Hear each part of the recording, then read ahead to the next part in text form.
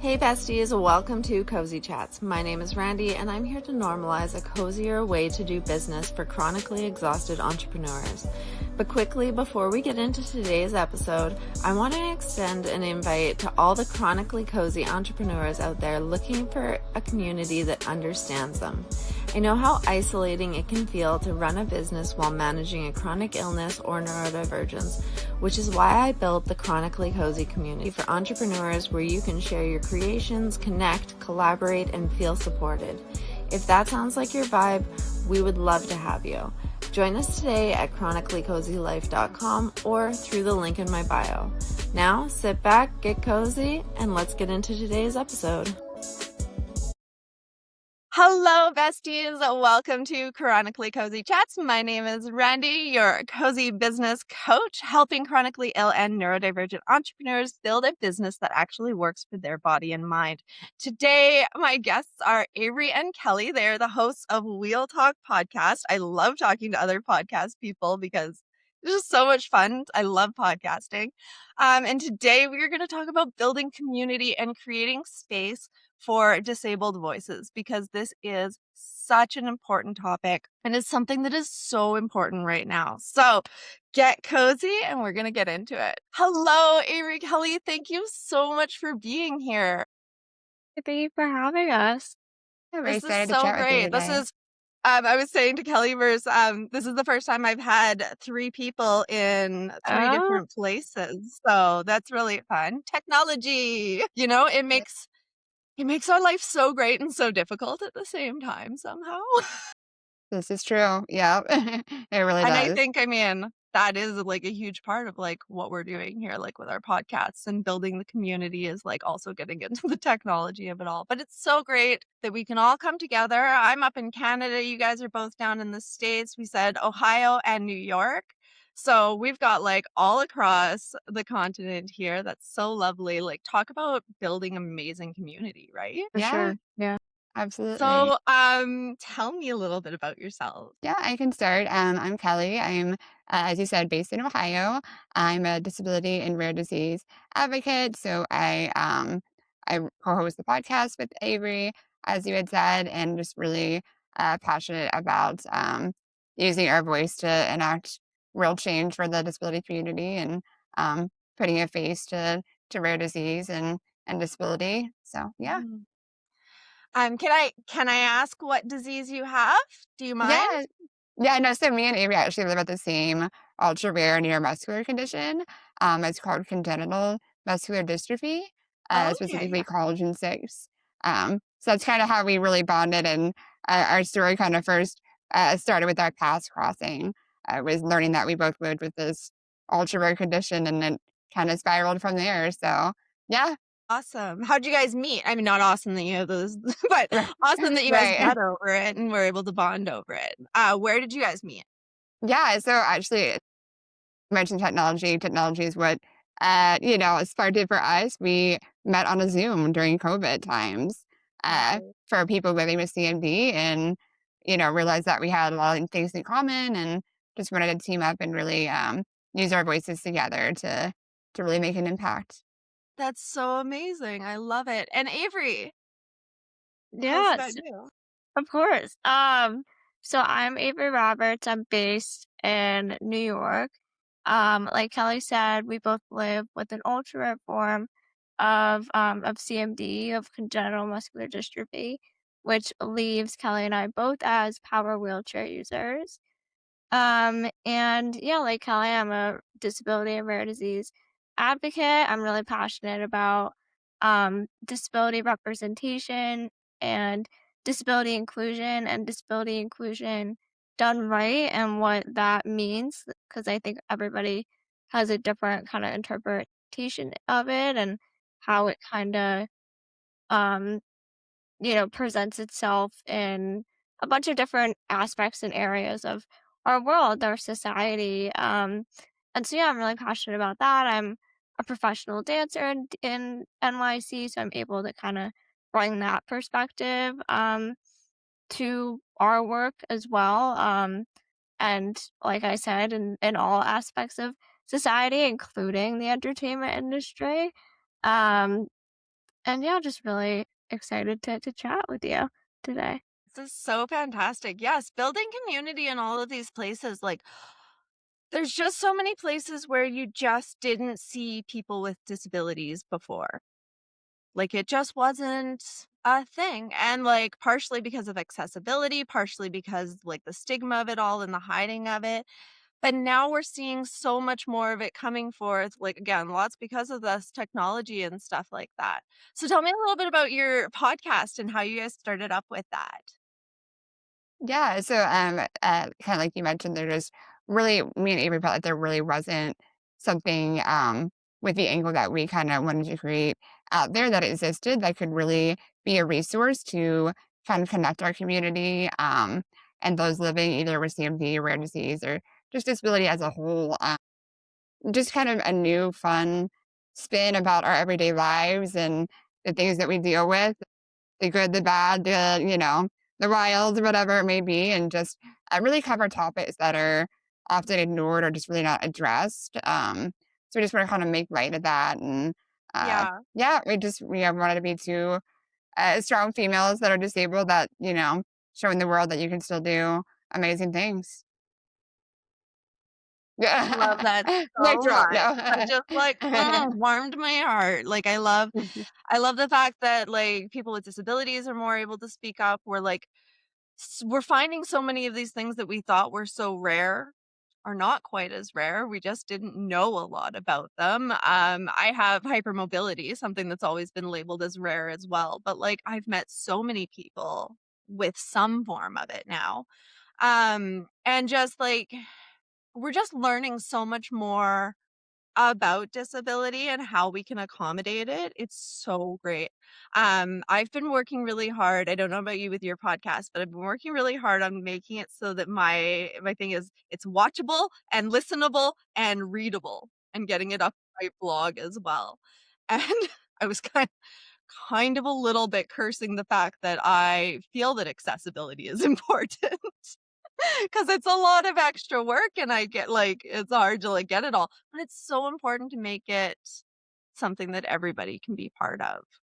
Yeah, So what Absolutely. are some of the like really big things that you guys are seeing that people are still struggling with these days that, we're making so much advancement, but what are we still struggling with? What are we still working on? how much time do you have? Yeah. With the There's so many things. top Yeah. 3. Go, Avery. I mean, like I Yeah, said, like the top 3s that I hear, like in the entrepreneur community, is the general like lack of accessibility to things that are, courses and tools and stuff that are accessible. And I'm certain that you guys hear a lot about that in like the daily life side of things. of course. I think that's number one. I think access. I Yeah. think also taking it a little bit further, equity. Like instead of having, I think the bare minimum in our eyes is access. Um, and in a way, we just kind of want to be the norm. Like if a if a business has an opportunity to recreate their business front, their storefront or something, or their building. Like if they're between a staircase and a ramp can be used by everyone, any type of body, um, anybody, no matter what your situation is. Whereas a staircase, not everybody can use. And so there is a way to intersect you know, the able-bodied community and the disability community, which is the largest minority in the world. So I think that um the first step is access, period. There's such a lack of it. But I think if we want to take it further and, doing it right, I think it's creating equity in all areas. I think number two for me would be language. I think like the difference between, wheelchair we've come a long way with it, but wheelchair bound or a wheelchair user, like it's just stuff like that, these misconceptions that have historically been around in our world, that we just kind of want to it's often overlooked that language, would be so impactful, but it really does matter. Absolutely. And Kelly, I'm sure you could touch a little bit more on, like, Yeah. assumptions and all the things, Yeah, you know? I think yeah, for us, I think it's just normalizing people who are different. I think there's still a segregation that happens where, because of, whether in classroom settings or other settings, because of those, inaccessible features, we are still in the back. We're still to the side. We're still, we're not really integrated into the everyday models. So I think, just, creating more universal design where everyone can free flow everywhere and seeing all the people that are different is just normal. It's not a thing. It's not, put the wheelchairs in the back. It's not, whatever it may be. Yes, I think just really normalizing and having everybody be able to access every area of whatever with no matter what your needs are. That's kind of what I would love to see. Yeah, no, for sure. It's always kind of blown my mind that we've struggled so much with universal design. Like it literally It helps doesn't seem hard, right? like it helps moms with, pushing their strollers. It helps the older people who are walking with their walkers, and it helps the people with disabilities who are either using their chairs or crutches or whatever else. I mean, it even helps the people who are fully healthy and doing the things like, working and trying to make a delivery. Like, Yeah. why can we put ramps where people are going to have to make a delivery of a bunch of boxes, but not at the front door? That's And all. if you're not disabled today, you could be tomorrow. Like, I My don't wish favorite my favorite fact and threat. exactly, I think, like, if you don't, um, if you I don't wish this on anybody, but if you break a leg tonight, like, what are you supposed to do tomorrow when Yeah, are on crutches or in yeah. a chair or on a scooter? Like, it unfortunately, I think our society is at the point where we have to literally, like, not threaten, but, like, make it make sense in a way that they're gonna understand. Like, that this isn't something that obviously, I think the right thing to do is to just, be okay with including anybody and everybody, but I think the way you get to people is by literally, like, humanizing it for themselves, like, that this could affect you personally. It's not just about doing the right thing, you Well, I know? love to yeah, I love to remind people of that. Yeah. Like, well, okay, you don't like it right now. Like, maybe it makes it sound difficult right now, but like, what if? Right, yeah. What if somebody just takes a baseball bat to your knee? I Maybe it's you for mean, me. shoot, we're recording. Um, Yeah. no, I would never. I mean, no, I've never talked about starting an army of disabled people to take out everyone. Um, actually, we have. It was on one of my podcasts. Carla Fairchild and I, our podcast, we were talking about art and stuff, and we were talking about like it's just, we're getting so angry at it all and having to fight for it all. Like we just need like a whole army of people, and we just like started laughing, picturing this slow army of disabled and neurodivergent people. Half of them are distracted, half of them are just like trying to get there. We're sitting down taking breaks halfway, but we're coming for you. I mean, they did it with the Capitol crawl, we can do it again, you There know? you go, there you go. Yeah, no, and I think, like, though, the more we talk about this, we are seeing more of the changes. I wanna back up to what you were saying about, language, because that's been a topic, for us a couple times, and in talking about, like, community and stuff, and when I talk about marketing and things, I always talk about, like, you have to figure out how to really connect with your people, which means using that right language. And so I've had this debate a couple times because when I do my things, I mean, I've started using chronically exhausted to just kind of include everybody because we are all exhausted, like neurodivergent, disabled, whatever is your issue. Fatigue is probably your biggest issue. Like, that's probably the thing Always holding you tired. back. So I've started using that a little bit. But in my messaging, purposely shied away from the word disability because I found as like when I was starting out that it was just not a way that everybody referred to themselves. And so it kind of made people feel like, oh, that's not for me, because they were still referring to themselves as somebody with a chronic illness or somebody who had chronic pain or somebody who was just neurodivergent, and they didn't think of that as a disability per se. Like, we know it is the grand community of everybody. We know it's all the same thing. Um, have you guys found that, like, people who still, like, shy away from the words, and, like, how do you work around that? Yeah, I think, yeah, I really think this is such a person to person variation of Very like, much, yeah. how you identify exactly. Yeah, I think there's a lot right now with like, are you person first? Are you disability first? Like, how do Yeah. you identify? Like, I'm Kelly. I happen to be a wheelchair user. Like, do I identify as disabled? Do I identify as rare disease? Like, what's my preference there? I think a lot of people struggle or maybe don't see themselves as quote unquote disabled, so they maybe would shy away from that title. But yeah, I mean, I'm pretty comfortable and flexible with where I don't really get offended with, uh, how people want to, I guess, lump me in categories or whatever. Yeah, I definitely think it is, important to be respectful of someone's choice to want to be identified as, XYZ. Yeah. Yeah, that felt important to me, and that's why I always kind of say, like, chronically ill and neurodivergent entrepreneurs, because that's kind of the general, like, group of people that, like, I identify with.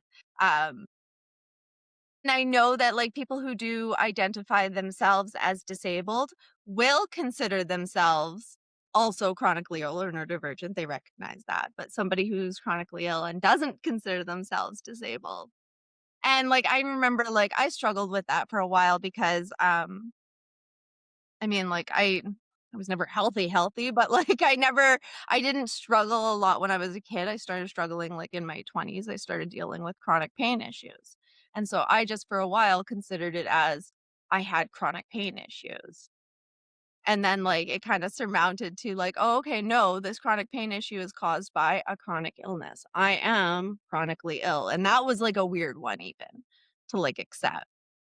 So, like, yeah, the Yeah. language of it all is, like, a really interesting one. And how are you guys, like, so when you're advocating and stuff, how are you guys talking about that with other people and getting that language conversation going? I think that's such an interesting question because I've never really thought about, like, how you bring it up, I think obviously there are some people who, will actually ask for your preference, and I think that can go either way, like, I think that's a great way of going about it, or I think also it might feel like they're recognizing that I'm different, whereas I kinda wanna just be me, and not Yeah, have to actually, like, define, who I am. I mean, I've been in situations where I've been called the wheelchair, and so I think, like, it's stuff I don't know.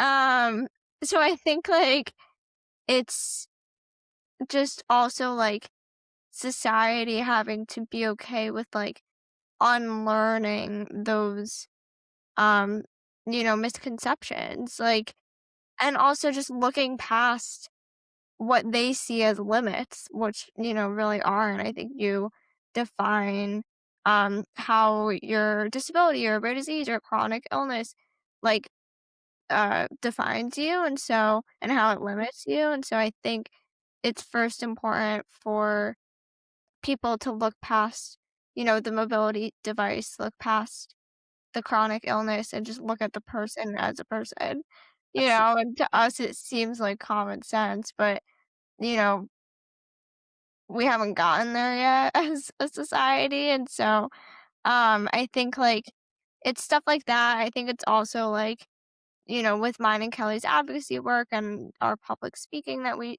do and those engagements, like, we legit just have a keynote or a presentation that is going through the difference between person first and disability first language so that people know like it really does impact, Mhm. you know, the way someone thinks of themselves. And so it's kind of like I think there are multiple ways to go at it, but I think like Kelly said, really just depends person to person and I think it matters. But I don't personally get offended anymore just because I think I've accepted it, more. But I think um one, there are people who definitely will, which is totally fine. And two, like I'm okay with say like a disabled person or a person that lives with a disability, but I am not okay with being called the wheelchair. I have a name. So like I think it's like a fine line. Yeah. Yeah. I mean, I think I was asking because, I mean, like, I always like promote people talking about themselves as they want to talk about themselves. Obviously, that's you. That's how you get to be. Um, but I've never done the like bigger side of the advocacy to talk to like the bigger group. And I find that like when I do bring up the topic kind of in the bigger group, I get like the two trains of thought, like either these people coming up with some kind of cutesy name, which we have decided that we're not overly big on, we're not good on it. Spoonie, we're kind of like, questioning, but like whatever. But then we get like the other side of, and it's people yelling at me to use the word disabled. And I'm like, yes, no, I'm pro the word disabled. I got to get you guys to understand, not against it. Good word. Love it. However, not how everyone identifies. And like I'm trying to, talk about language in a bigger way. But it's hard to get some people to understand. So I'm trying to find those better ways to explain to people Yeah. and just It's have hard you to said it like to understand that like um the language that's used towards somebody is how they can start seeing themselves. And so you want to make sure that you're not using language that is degrading that person in any kind of way, is a exact really good way of explaining it. absolutely. Um I think also it's trying to find the balance. You get met with the people who are trying to understand why it matters, because some people don't think it means a whole lot, but I think that we're often met with the people who are like, "Oh, I'm doing everything like completely fine, like that's fine." And then you're met with the people who are okay with unlearning Yeah. their day-to-day vocabulary, and shifting that perspective. So I think like you said, like you're met with so many different people, and so it's trying to find the right way for whoever you're speaking to or whoever you're advocating to, finding the way to kind of get to them, and not a pointing fingers, you're doing this wrong kind of thing. More of just here's general awareness and here's the general kind of agreement within our community. Yeah. Yeah, I think it's definitely a hard one to explain to somebody who's never had to figure out their identity Mm, in that different sense for sure. Like they're always just they are who they are. Either like they are just like a healthy person who is neurotypical and they've never had to try and understand themselves or how they fit into the grand scheme of things. But yeah, those people will always be the most difficult to like explain it to. Mm, So let's go back to the community side of things. Um, Tell me about like your community and the people around you guys and like the people that you're working with now.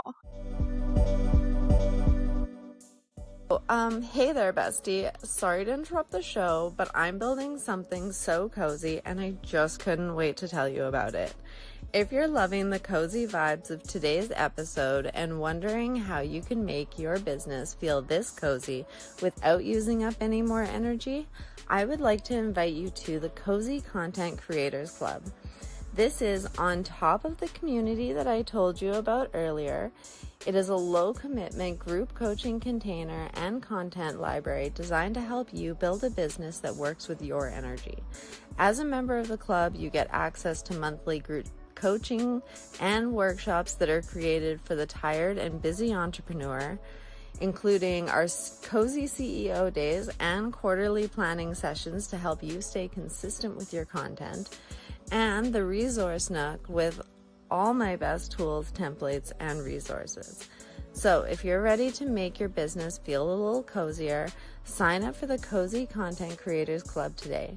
Right now, until September, you can lock in at the founder's price of only $27 a month Canadian. To join the club, visit chronicallycozylife.com or visit the link in the show notes. Okay, now let's get back to our cozy chat.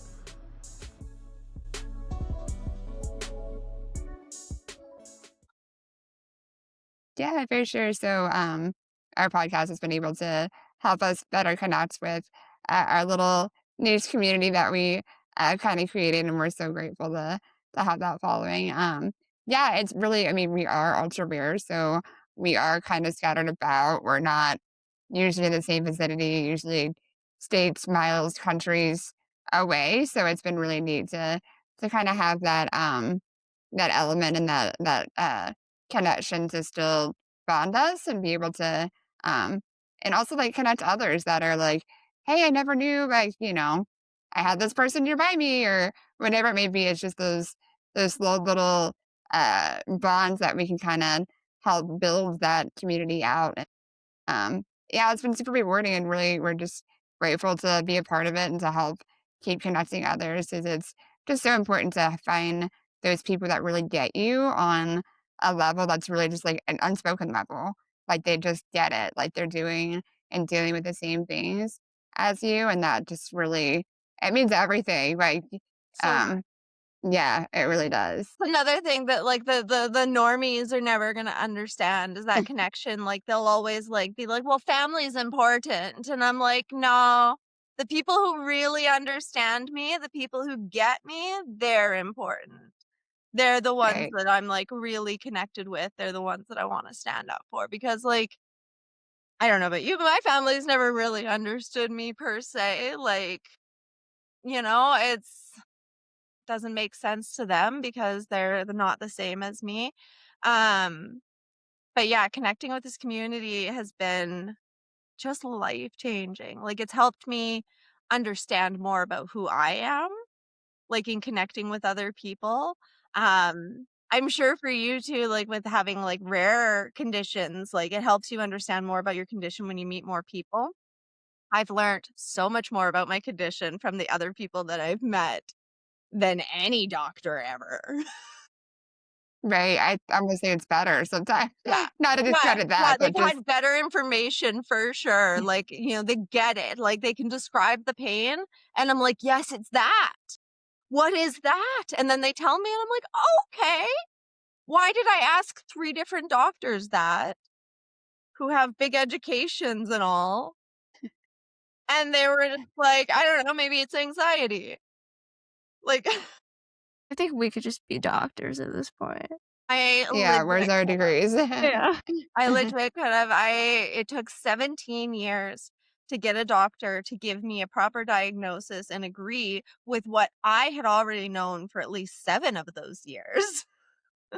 And I was like, in Mm. this time, not only could I have, like, gotten a doctorate, but also probably, like, gotten most of the way towards a specialization. Like, Yeah.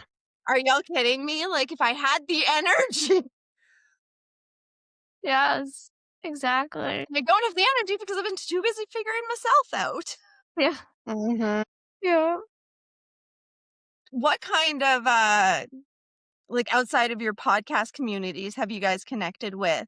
Obviously, like, there's the kind of groups that you guys met through, but, do you guys connect with other, like, advocate groups or anything like that?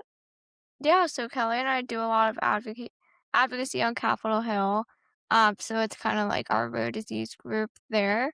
With the Everlife Foundation for Rare Diseases, rare disease legislative advocates, like So we've loved connecting there.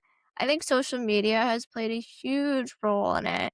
I think the disability community is very active on social media, and I think it just goes to show that it's such a great tool for all of us who are so spread out. Like even meeting you, Randy, I think it has played such a huge role in, ensuring that we all don't feel alone.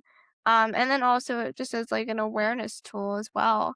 As able bodies come across, the disability community on social media, I think it's a great, um, you know, uh, tool there. I think also the podcast, not only our podcast, but yours too, like this one or others. I think community starts with the when people feel safe enough to see themselves in what you're sharing. Like when, we tell our stories honestly and not perfectly, but honestly, and I think it gives other people permission to do the same. And I think that it then becomes like a two-way exchange in a way, and it's not just us sharing, it's, people responding, it's people commenting, it's people opening up and really just adding their own experiences. And that's when it really shifts from, not just having an audience and listeners to really having a community. Um, and community just isn't just built, on people just watching or listening or reading. Like you said, we try to, ensure that everybody can participate. It's really built on the people who are participating.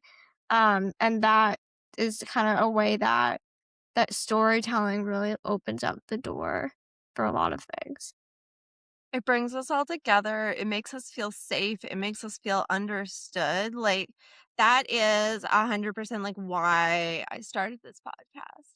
Because not only was being chronically ill and neurodivergent a very difficult thing, but also trying to start a business and running a thing and being a content creator and trying to keep up with everything. Like those are huge struggles and it didn't feel like anybody else understood. And I really wanted other people to understand and also for other people to connect over it. And that's why I also built like the Discord community. Have you guys joined there? We haven't yet. We're not very Discordy, but we're learning. We will try. That's Yes, fair. I did see I know, that. I know some people struggle with it. I found it to be the kind of like the right place because it's quiet. Because it's just a lot of, like it's just a chat room, and it kinda gave me, like, MSN vibes, and it's just a big chat room where you can come in and, like, leave a comment and then come back later to it, like, you didn't have to be actively engaged, and that was one of those things that felt like the important, like, accessibility things for creating a community like this. It had to be asynchronous, it had to be something that, like, you didn't always have to be there, like, at the same time. And, it couldn't be loud. That was the other thing. It's just it couldn't be, like, a loud like, it couldn't be a video kind of place. I couldn't deal with that. I can only just barely do the videos. You can like be on there and then walk away whenever you want. My Exactly. Yeah, my boyfriend is on there and I'm like, "You gotta teach me how to, like, do this whole Discord thing." Like, it's like a completely different world. I gotta say, like, I've struggled, running it, and I had to find a member who was, a little bit better at it because, like, the back end of it, The there's coding, right? I feel got there's a a lot of little bit code. confusing, which was like it Yeah, felt weird for me because I'm normally the type of person who just, like, understands software. Like, I'm good at technologies and stuff like that, and I get it, but this one, I don't know what they did. The way they created it and put it together, I couldn't set it up properly, but I had a really amazing member help me out and do that right. for me. But yeah, it is just like it's a really nice place where you can connect and you don't have to be on all the time. And I created it because I wanted people to be able to share these things. Like, it was all of this, like, I wanted people to be able to, like, talk about the things that they're struggling with. I wanted people to be able to, like, share their wins and the things that are working for them and share resources that we can't get anywhere else. Also, most of us who are chronically ill, neurodivergent, and disabled are creating for people who are chronically ill, neurodivergent, and disabled. So it's a place where, like, I've made it so it's a place where you can share your content without having to deal with the algorithm as much. It's just, it's now there and it's not going to go away because of the feed or whatever. So much, it's just there. Those were the things that were like important to me, was like that, yeah, that community and that connection and being able to find those people who understand. That's the huge part. I just want to be Yes. understood. Right. Oh, yes. Yes. I I just do. want to understand myself and be understood. If that's, if we could get that at the very least. And I understand that, like, most of us live with things that are very difficult to understand. I Yeah, get super it. complex. Yeah. Yeah. Yeah. It's difficult. And if you don't have to deal with it, it's so going to, like, it's never going to compute to your brain. Like, sometimes, like, that's the thing that we just, like, we're gonna get angry if we don't just accept the knowledge that some people will just never be able to understand certain things because they didn't deal with it, is what it Yeah. is. Not wrong. Right. But yeah, right? But being out there and doing this work and spreading the information, um, I've seen some big changes, especially in the, like, entrepreneurial community so far. What kind of, like, I asked you what the, like, problems are. What kind of things have you seen that we have fixed? I wanted to end here on a good note. That's why I asked the, like, negatives at first. What are we fixing? What is actually doing well these days in the disability community? Please tell me it's something. Don't Okay, have I to know. be I was that like, hard. I'm like grasping at straws here. No. No, I mean, I think we are starting to slowly see that shift of the representation that has been so overdue.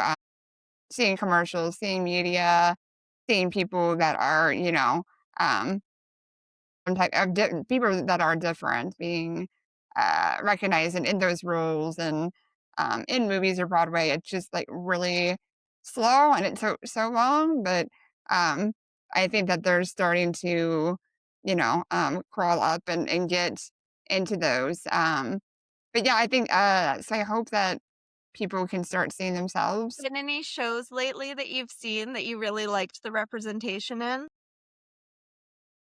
We're big fans. So, I don't know if you know, Steve Way is a comedian and actor. He was in Ramy, the show on Hulu. He's a power wheelchair user. He also lives with CMD.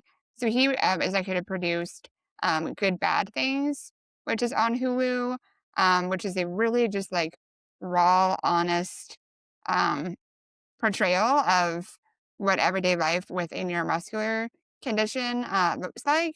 And that to me was just like, wow, like they showed the struggles. They showed just like They didn't leave anything super out. day to day stuff. And it was like, wow, like that's me. That's my life. Like I really felt seen in that moment. So that came out, I think, in September. That was widely released. But yeah, that's one that I would say that comes to mind that really was just like it for me. And I'm like, oh my God, it's on Hulu. Like everybody can access this. Please watch it. Like just to get a glimpse of just what that, um, looks like. Because I think that that's a lot of times it's really glossed over. Like there'll be like a wheelchair user that's like traveling, and then it's like, how do they get on the plane? How do they get there? Like they just skip over all the hard parts. So and this one doesn't. It just shows everything, and yeah, it's really beautiful. That's so great. I'm gonna look that one up for sure. Hmm. Because I think Hulu's on Disney now, so I think I Yeah, it's actually a little bit of can. both. Yeah, so you can do Yeah, it. me. I love that. I'm always the person who, like, I see, wheelchair user or something like in a movie as a main person. I'm like Googling, like, I'm like, did you guys use a healthy person? Or did you Right? Is find it somebody who authentic? actually is? Like, that's always been very important to me. I'm always like, and I'm like, nope, we're done with this show. Yep. They Canceled. got an Yep. able-bodied person playing a disabled person that very well could have been an actor with a disability. Nope. You're not not doing getting it. my views. No, exactly. I'm shutting it off halfway through. And I think that looks worse for them, so perfect. Yeah. I know that too, like, and I'm seeing a lot more. I don't know if you guys are big readers, but I follow like a lot of bookstagrammers. And, because of everything, like I follow a lot of people with disabilities who are also bookstagrammers and authors. And I'm seeing them fitting a lot more of the representation into the stories, which is so Yes. exciting. I love it so much. And it's starting to get a little bit more mainstream in that. Have you found any of those that like represented you that you'd want to shout out to them? Goodness. I know. I mean, we are big fans of and R.I.P. to Alice Wong. I don't know if you read any of her works. She lives with spinal muscular atrophy, and she recently passed away. I want to say, was it like December, Yeah. November? It was pretty recent. But she, disability, visibility, was one, and then also Year of the Tiger, which she wrote during COVID times. And again, she just speaks in such raw honesty that is just really beautiful. And I've always enjoyed her works. But yeah, those are pretty recent. I would say 2020, and then the other one might be like 2018 or 2017. But yeah, I love reading, obviously, disabled authors and, their works, and, uh, Yeah. yeah, it's exciting to see real other authors also including, you know, their characters as that, so, Yeah. yeah. And not having them magically cured by the end of it I somehow. know, yes, we're so tired of that narrative. Just forget that one exists. Conversation about that with one of my friends who like we're both big readers, and like we were just like complaining about every book that we'd ever read where the person was like either magically cured or their disability had so little effect on their actual day-to-day life. And I'm like, did anybody actually ask somebody what this is? Research that shit, Yeah, yeah. they're like, I remember reading one recently, like the person was like an amputee, and like it never seemed to affect anything she was doing. I was like, this would have an effect. This would have something. This would have to be like at some point she would run into a staircase that she couldn't get up, or like at the very least, and just nothing. Mhm. So they just like didn't know that it was like even a thing when they wrote it. So I love finding more of those. Do you have any others? Oh, and Avery, you said you were a dancer. Do you have any suggestions of where we can see either like your dancing or other dancing that represents people in the disabled community? Yeah, so there are definitely a bunch of, not a bunch, but, like, there are definitely, you know, Some. dance companies out there, who, are definitely leading the way and, bridging the gap between the disability community and the dance world. I think in the entertainment industry, especially, having lived in New York my whole life, I think Broadway, as Kelly knows, is one of my favorite things. And we're definitely seeing a lot more representation there. Not as much as we would like, but there's definitely, it continues to advance. Right now, Jenna Bainbridge, we actually had her on uh or we're gonna have her on our podcast. It just hit me that we haven't released it yet, so stay tuned. Um Which this one might not be posted for a while, okay, so it'll great. probably So be out by then. eventually you'll see it, but she's in Wicked right now. She actually just extended her contract for another year, I'm assuming, and she is the first. I don't know if any like if your listeners had seen Wicked, but there is a character called her name is Nessa Rose, and she is a wheelchair user, and Wicked has been on Broadway for I think it's like 20 to 25-ish years now, and Jenna is the first um wheelchair user to play that role. So like when I heard that, I was like, that is insane. Like, awesome, and I'm so happy for her. I love her, she's the best. Um, and a force to be reckoned with, but I think, um, that's definitely one that is, getting representation right now. I think the Wicked movie also did an incredible job with it casting Marissa Bodie. They also did, I think, a really good job of highlighting not only her, but also what it took to get her on set, and but not in a way of that it was hard work, that it was a burden, that it was, you know, rough with budgeting, but that they figured it out where, her dressing room was accessible, the set was, um, accessible for her. They had hired an access coordinator who's also a wheelchair user, so she was able to bring her experience to her work because we're always talking about how production should have more access coordinators so that, the actor or the actress or whoever the creative can, you know, do their job, can show up to do their job and not have to do this extra job of figuring out if they can even show up to do their job. So it's stuff like that, and I think I would love to see that more, but yeah, there are definitely Broadway shows, there are movies, there's Steve White, oh my god, like, Good, Bad Things.